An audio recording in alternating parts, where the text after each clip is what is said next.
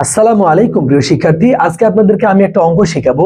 এই অঙ্কটা মূলদ অমূলদের কিন্তু একটু ডিফারেন্ট, অর্থাৎ ডাইরেক্ট না বলে ভিন্ন ভাবে প্রশ্নটা আসার সুযোগ আছে। আসুন আমরা পড়ি। তো আমরা দেখছি যদি x সমান 16, অর্থাৎ x এর মান 16 এবং y এর মান 3 হলে নিচের কোনটি মূলদ সংখ্যা, অর্থাৎ আমাদের মূলদ সংখ্যা চাচ্ছে। তাহলে আমরা যেটা করব, অপশনগুলো আমরা চেক দিয়ে দেখব কোথায় মূলদ হচ্ছে। x এর মান 16, y এর মান হচ্ছে 3। তাহলে আমরা অপশন ক তে দেখতে পাচ্ছি যে আমাদের লেখা আছে √x + y, অর্থাৎ আমরা বলতে পারি 16 + 3 সমান √ কত বলুন তো 19। এখন দেখেন 19 এর বর্গমূল করা যায় না, সুতরাং এটা মূলদ না, এটা হচ্ছে অমূলদ সংখ্যা।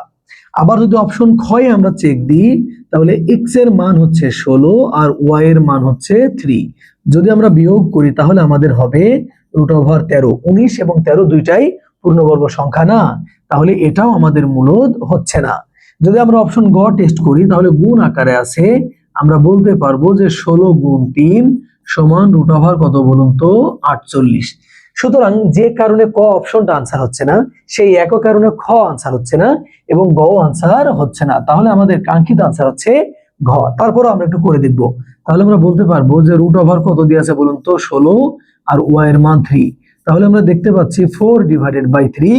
এই যে 4/3 কিন্তু ভগ্নাংশ, আর আমরা জানি ভগ্নাংশ হলেই সেটা মূলদ সংখ্যা হবে। সুতরাং আমাদের এই প্রশ্নের কাঙ্ক্ষিত আনসার হচ্ছে ঘ। এখন আমার পরামর্শ হলো, সব সময় না একদম ডাইরেক্ট অঙ্ক বা সংখ্যা দিয়ে আসবে না, মাঝে মাঝে এইরকম স্টাইল করেও আসতে পারে। তখন আপনাকে একটু বুদ্ধি খাটিয়ে, অর্থাৎ বেসিকটা দিয়ে করলে আপনি পারবেন। এ ধরনের অঙ্ক নরমালি আপনি পারবেন ইনশাআল্লাহ। তো মূলদ অমূলদের এ ধরনের অঙ্ক আরো নিয়ে আপনাদের সামনে আমি হাজির হব।